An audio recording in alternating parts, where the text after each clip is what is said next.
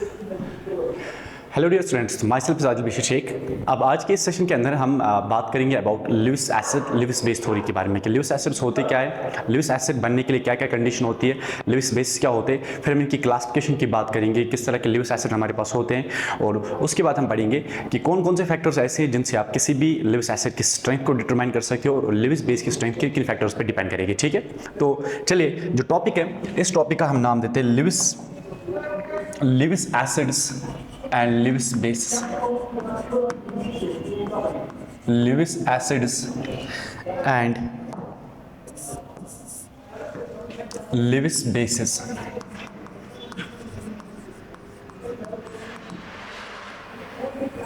देखो बेटा, सबसे पहले हम बात करते हैं लिविस एसिड की। लिविस एसिड्स होते क्या है? कोई भी स्पीशीज, कोई भी आयन या कोई भी ऐसा मॉलिक्यूल जिसके पास हमेशा टेंडेंसी रहती है इलेक्ट्रॉन पेयर को एक्सेप्ट करने की, जिसके पास टेंडेंसी होती है इलेक्ट्रॉन पेयर को एक्सेप्ट करने की, उस स्पीशीज, उस आयन या उस मॉलिक्यूल का हम नाम क्या देते हैं? Lewis acid. So any species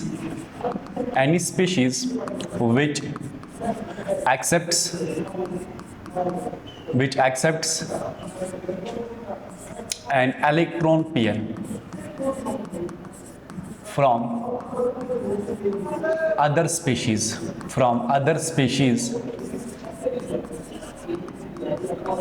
are known as Lewis acids।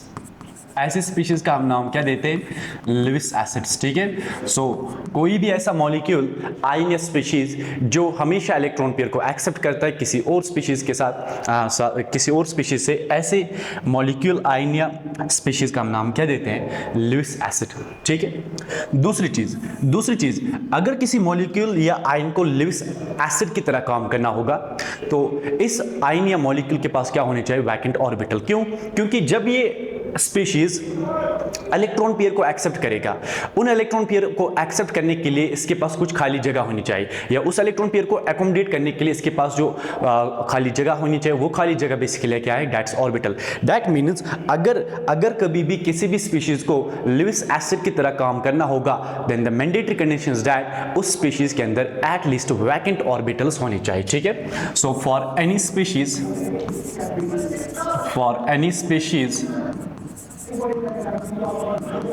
to act as Lewis acid,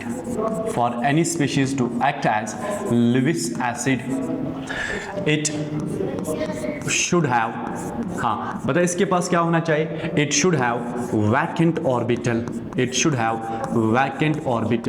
और vacant orbital क्यों होना चाहिए? as electron pair it will accept, जो इलेक्ट्रॉन पेयर ये क्या करेगा? इट विल एक्सेप्ट, जो इलेक्ट्रॉन पेयर ये एक्सेप्ट करेगा, it will accept, will be accommodated, ये उसी इलेक्ट्रॉन पेयर को अपने वैकेंट ऑर्बिटल्स के अंदर क्या कर सकता है? Accommodate, will be accommodated in these vacant orbitals. तो ये कंडीशन है किसी भी स्पीशीज को लिविस एसिड की तरह काम करने की। तो टॉपिक है Lewis acids and Lewis basis. Lewis acids क्या होते हैं? कोई भी ऐसा स्पीशीज, कोई भी ऐसा मॉलिक्यूल या कोई भी ऐसा आयन जिसके पास हमेशा टेंडेंसी रहती है इलेक्ट्रॉन पेयर को एक्सेप्ट करने की, मतलब ये बेसिकली इलेक्ट्रॉन पेयर एक्सेप्टर्स होते हैं। इलेक्ट्रॉन पेयर एक्सेप्टर्स का हम नाम देते हैं लिविस एसिड्स। दूसरी बात, अगर किसी मॉलिक्यूल, किसी आयन या किसी स्पीशीज को लिविस एसिड की तरह एक्ट करना होगा, लिविस एसिड की तरह बनना होगा, then the mandatory conditions that इस मॉलिक्यूल या आयन के पास क्या होना चाहिए? इसके पास वैकेंट ऑर्बिटल होना चाहिए। ठीक है, दूसरी बात हम बात करेंगे अबाउट लिविस बेसिस। तो देखो लिविस एसिड्स क्या थे? हाँ, लिविस एसिड्स वो थे जो इलेक्ट्रॉन पेयर को एक्सेप्ट करते हैं। बताओ लिविस बेस क्या होगा? हाँ, कोई भी ऐसा मॉलिक्यूल जिसके पास टेंडेंसी रहती है इलेक्ट्रॉन पेयर को डोनेट करने की। बताओ उस स्पीशीज का आप नाम क्या देते हो? Lewis base. So any species which donates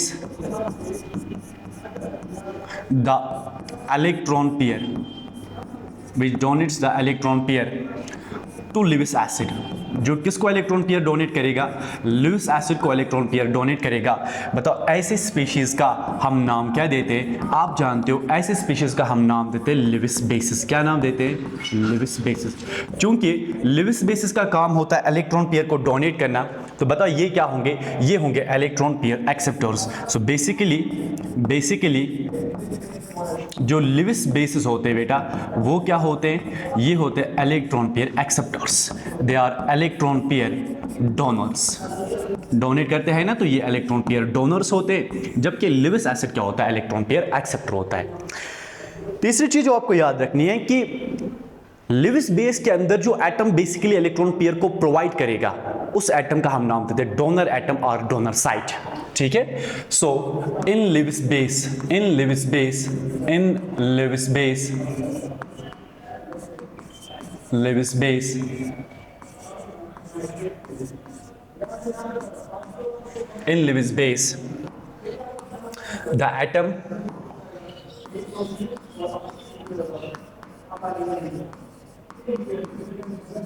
the atom which provides the electron pair, जो इलेक्ट्रॉन पेयर को क्या करेगा, प्रोवाइड करेगा, which provides the electron pair। बताओ ऐसे एटम का हम नाम क्या देते हैं, हाँ ऐसे एटम का हम नाम देते हैं डोनर एटम, ठीक है, या आप इसका नाम देते हो डोनर साइट। क्या नाम देते हो, डोनर एटम और डोनर साइट। ओके, तो देखो अभी हमने बात की थी लिविस एसिड्स क्या होते हैं, वो इलेक्ट्रॉन पेयर एक्सेप्टर्स होते हैं। लिविस बेस क्या होते हैं, ये इलेक्ट्रॉन पेयर डोनर्स होते हैं। लिविस एसिड बनने के लिए एक ही कंडीशन थी कि उस स्पीशीज आयन या मॉलिक्यूल के पास क्या होना चाहिए, उसके पास एटलीस्ट उसके पास वैकेंट ऑर्बिटल होना चाहिए। अब आप यहां पे आ जाओ, अगर किसी स्पीशीज, किसी आयन या किसी मॉलिक्यूल को लिविस बेस की तरह काम करना होगा तो दो कंडीशन है। पहली कंडीशन ये है कि इसका जो डोनर एटम होगा, डोनर एटम के पास होना चाहिए इलेक्ट्रॉन पेयर, क्या होना चाहिए, इसके पास एटलीस्ट अनश्योर इलेक्ट्रॉन पेयर होना चाहिए। दूसरी कंडीशन ये है कि जो डोनर एटम होगा इसका ऑक्टेट भी क्या होना चाहिए, कंप्लीट होना चाहिए। So for any species to act as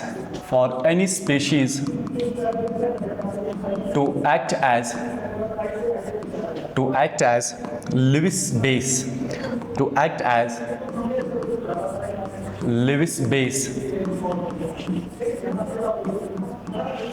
it must have lone pair। इसके पास क्या होना चाहिए, इसके पास लोन पेयर होना चाहिए। कहने का मतलब इसके पास एक अनश्योर्ड इलेक्ट्रॉन पेयर होना चाहिए and octet of donor atom should be complete। और दूसरा जो डोनर एटम होगा, जो लोन पेयर बेसिकली प्रोवाइड करेगा, डोनर एटम का ऑक्टेट क्या होना चाहिए, कंप्लीट होना चाहिए। अगर ये कंडीशन कोई मॉलिक्यूल फॉलो कर रहा है तो वो मॉलिक्यूल जनरली वो एक्ट कर सकता है एज लिविस बेस। जैसे ध्यान दो, हमारे पास एक स्पीशीज होती है CCl2। तो देखो carbon belongs to group 14। Carbon के पास होते हैं 4 वैलेंस इलेक्ट्रॉन, 4 में से 2 इलेक्ट्रॉन्स कार्बन ने यूटिलाइज किए बॉन्ड फॉर्मेशन के अंदर। कहने से कार्बन के पास एक अनश्योर्ड इलेक्ट्रॉन पेयर होगा। तो जब आप CCl2 का स्ट्रक्चर ड्रा करते हो तो होता क्या है, तो देखो ये है, बीच में है सेंट्रल एटम कार्बन ने 2 क्लोरीन के साथ 2 सिंगल बॉन्ड्स बनाए और 2 सिंगल बॉन्ड्स के अंदर इसने 2 इलेक्ट्रॉन को यूटिलाइज किया। दैट मीन्स यहां पे कार्बन के पास एक अनश्योर्ड इलेक्ट्रॉन पेयर होगा। अब अगर आप ध्यान से देखोगे CCl2 के अंदर जो डोनर एटम होता है, वो डोनर एटम क्या है यहाँ पे, कार्बन। बताओ क्या कार्बन का ऑक्टेट यहाँ पे कंप्लीट है, तो आप बताओगे नो। कार्बन के ऑक्टेट में यहाँ पे टोटल है 6 इलेक्ट्रॉन्स। कितने इलेक्ट्रॉन्स है, 6 इलेक्ट्रॉन्स। 6 इलेक्ट्रॉन्स होने की वजह से हम बता सकते हैं इस स्पीशीज में जो आपका डोनर एटम है, कहने से इस डोनर एटम का ऑक्टेट इनकम्प्लीट है। अगर इस डोनर एटम का ऑक्टेट इनकम्प्लीट है तो दैट मीन ऑल्दो इसके पास था अनशेयर्ड इलेक्ट्रॉन पेयर, लेकिन फिर भी ये लिविस बेस की तरह काम नहीं करेगा। क्यों, क्योंकि यहां पे जो डोनर एटम है कार्बन, उस डोनर एटम का ऑक्टेट क्या है, incomplete. But still it will not act as Lewis base। ये फिर भी Lewis base की तरह एक्ट नहीं करेगा because the octet of carbon is, पता है यहां कार्बन का ऑक्टेट क्या है, आप बताओगे यहां कार्बन का ऑक्टेट इनकम्प्लीट है, तो इसीलिए ये लिविस बेस की तरह एक्ट नहीं करेगा। तो कहने का मतलब ये है कि अगर कभी भी किसी भी स्पीशीज को लिविस बेस की तरह एक्ट करना होगा तो फर्स्ट उसके डोनर एटम का ऑक्टेट कंप्लीट होना चाहिए, दूसरा उसके डोनर एटम के पास एटलीस्ट एक या एक से ज्यादा लोन पेयर्स प्रेजेंट होने चाहिए जिनको वो आसानी से लिविस एसिड की तरफ क्या कर सकता है, डोनेट कर सकता है। ठीक है, तो चलिए ये अभी देखा हमने लिविस एसिड्स क्या होते हैं, लिविस बेस क्या होते हैं, लिविस एसिड की कंडीशन क्या है और लिविस बेस की कंडीशन क्या है। अब हम बात करेंगे about the classification of Lewis acids. लेकिन क्लासिफिकेशन से पहले बेटा आपको पॉइंट याद रखना है कि जब भी किसी भी केमिकल रिएक्शन में लिविस एसिड और लिविस बेस आपस में इंटरैक्ट करते हैं, क्या करते हैं, इंटरैक्ट। जब भी लिविस एसिड लिविस बेस आपस में इंटरैक्ट करेंगे इनके बीच में हमेशा कोऑर्डिनेट कोवैलेंट बॉन्ड बनता है, मतलब इनके बीच में बनता है डेटिव बॉन्ड, और जो प्रोडक्ट वहां पे फाइनली फॉर्म होता है उस प्रोडक्ट का हम नाम देते हैं एडिशन प्रोडक्ट और एडक्ट। तो कहने का मतलब क्या है, जब भी लिविस एसिड और लिविस बेस क्या करेंगे, interact, whenever Lewis acid interacts with Lewis base, it forms, बताइए यहाँ पे दोनों के बीच में कौन सा बॉन्ड बनता है, हाँ कोऑर्डिनेट बॉन्ड बनता है। it forms coordinate bond,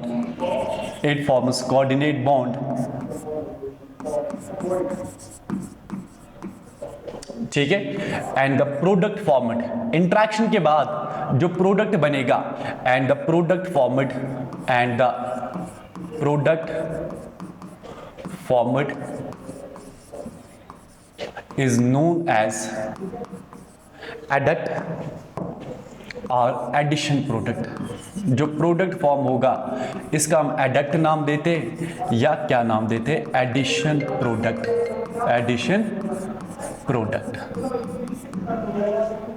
क्या ये समझ में आया? ठीक है, तो देखो आपके पास एग्जाम्पल है, मान लो हमारे पास एक एटम है ए, इस एटम के पास क्या है, मान लो इसके पास है वैकेंट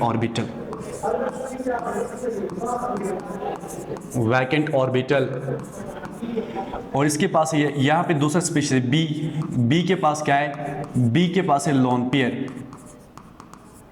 तो ये जो ए है ना, ए किसकी तरह एक्ट करेगा, लिविस एसिड की तरह, बी किसकी तरह एक्ट करेगा, लिविस बेस की तरह। तो होगा क्या कि जब लिविस एसिड और लिविस बेस इंटरैक्ट करेगा तो लिविस बेस क्या करेगा, ये अपने इस इलेक्ट्रॉन पेयर को लिविस एसिड के वैकेंट ऑर्बिटल में डालेगा, और जैसे अपने इलेक्ट्रॉन पेयर को इसके वैकेंट ऑर्बिटल में डालेगा दोनों के बीच में जो बॉन्ड बनेगा, बताओ इस बॉन्ड का आप नाम क्या देते हो, कोऑर्डिनेट बॉन्ड बनने के बाद ये जो यहाँ पे प्रोडक्ट बन रहा है, बताओ इस प्रोडक्ट का आप नाम क्या देते हो, एडक्ट, या इस प्रोडक्ट का हम एक और नाम देते हैं एडिशन प्रोडक्ट। तो कुल मिला के बात यह है कि जब भी लिविस एसिड और लिविस बेस आपस में इंटरैक्ट करते हैं, क्या करते हैं, इंटरैक्ट, इनके बीच में हमेशा कोऑर्डिनेट बॉन्ड बनता है, और जो रिजल्टिंग प्रोडक्ट वहां पे फॉर्म होता है उस प्रोडक्ट या उस कंपाउंड का हम नाम देते हैं एडिशन कंपाउंड और एडक्ट। जैसे मैं इसकी एग्जांपल दूं, मान लो आपके पास स्पीशीज है NH3, आप जानते हो नाइट्रोजन के पास होते हैं 5 वैलेंस इलेक्ट्रॉन्स, 5 में से 3 इलेक्ट्रॉन्स किसने बॉन्डिंग में यूज किया, कहने से इसके पास एक अनशेयर्ड इलेक्ट्रॉन पेयर होगा। तो मतलब नाइट्रोजन यहाँ पे लिविस बेस की तरह एक्ट करेगा, किसकी तरह एक्ट करेगा, लिविस बेस। और सामने है स्पीशीज H+, आप खुद सोचो जरा, H+, हाइड्रोजन के पास एक इलेक्ट्रॉन था और उसने वो एक इलेक्ट्रॉन को क्या किया, लूज किया। अब इसके पास जो 1s ऑर्बिटल होगा, बताओ वो क्या होगा, वैकेंट। अगर इसके पास वैकेंट ऑर्बिटल है तो दैट मींस ये किसकी तरह एक्ट करेगा, लिविस एसिड की तरह। तो अब होगा क्या, ये लिविस बेस अपने इलेक्ट्रॉन को हाइड्रोजन के 1s और H+ के 1s ऑर्बिटल में डोनेट करेगा, और जब डोनेट करेगा तो विद द रिजल्ट क्या होगा, लिविस एसिड और लिविस बेस के बीच में यहाँ पे क्या बनेगा, कोऑर्डिनेट बॉन्ड बनेगा। और जैसे यहाँ पे कोऑर्डिनेट बॉन्ड बनेगा, जो बनने वाला प्रोडक्ट यहाँ पे होगा, बता इस प्रोडक्ट का आप नाम क्या देते हो, हाँ इस प्रोडक्ट का हम नाम देते हैं एडक्ट, और ये जो एडक्ट यहाँ पे होता है इसी का आप नाम देते हो अमोनियम आयन, या कभी कभी आप इसको ऐसे भी रिप्रेजेंट कर सकते हो NH4+। ठीक है, एग्जाम्पल नंबर 2, जैसे आपके पास है वाटर, देखो वाटर में सेंट्रल आइटम ऑक्सीजन, 6 इलेक्ट्रॉन्स थे, 6 में से 2 इलेक्ट्रॉन को यूटिलाइज कर रहा है बॉन्डिंग में, तो जो 4 इलेक्ट्रॉन्स होंगे वो होंगे in the form of 2 lone pairs. तो यहाँ डोनर एटम के पास इलेक्ट्रॉन पेयर भी है, डोनर एटम का ऑक्टेट भी कंप्लीट है, तो मतलब वाटर किसकी तरह एक्ट करेगा, ये एक्ट करेगा लिविस बेस की तरह, करेगा लिविस बेस की तरह। और सामने स्पीशीज क्या होगी, H+, याद रखना H+ के पास 1s वैकेंट ऑर्बिटल होता है, इसीलिए H+ एक्ट करेगा लिविस एसिड। तो होगा क्या, ये लिविस बेस अपने ही इलेक्ट्रॉन पेयर को इसके 1s ऑर्बिटल में डोनेट करेगा, और जैसे ही डोनेट करेगा तो विद द रिजल्ट क्या होगा, यहां वाटर और H+ के बीच में कोऑर्डिनेट बॉन्ड बनेगा और सेफियर के ऊपर चार्ज क्या है, ये प्लस। इसी स्पीशीज का हम नाम देते हैं H3O+, और ये क्या होता है, हाइड्रोनियम आयन। क्या होता है, hydronium ion.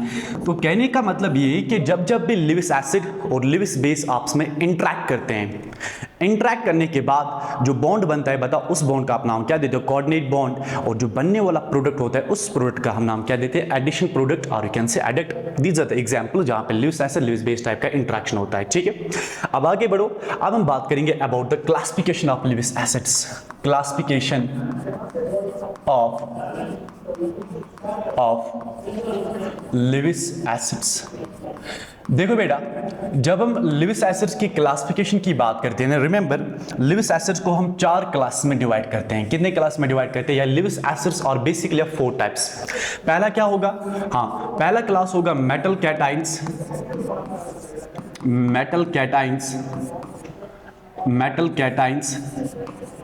And H+ ion, ये होगा first class.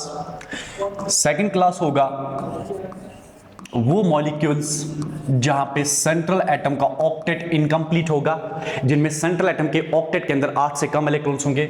Molecules having central atom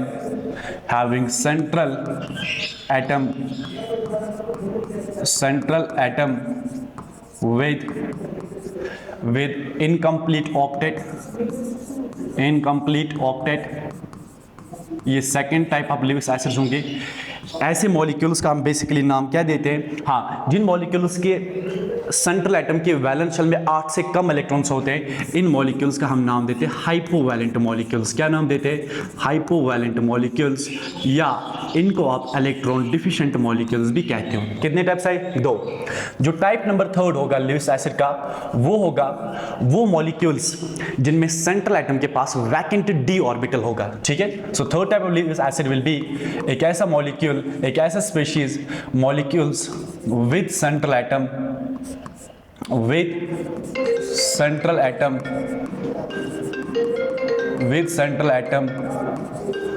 having vacant orbitals, with central atom having क्या होगा, सेंट्रल एटम के पास वैकेंट d ऑर्बिटल्स। सो जिस मॉलिक्यूल में सेंट्रल एटम के पास वैकेंट d ऑर्बिटल होगा, बताओ वो भी किसकी तरह एक्ट करेगा, लिविस एसिड की तरह। इनको हम डिटेल में देखेंगे, पहले मैं टाइप्स की बात कर रहा हूं।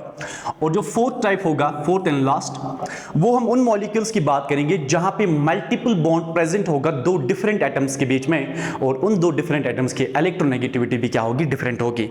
सो मतलब fourth type of Lewis acid will be those molecules in which multiple bond is present between, किनके दरमियान होगा, हाँ it's present between 2 different atoms, और इन डिफरेंट एटम्स की इलेक्ट्रोनेगेटिविटी भी क्या होगी, डिफरेंट होगी।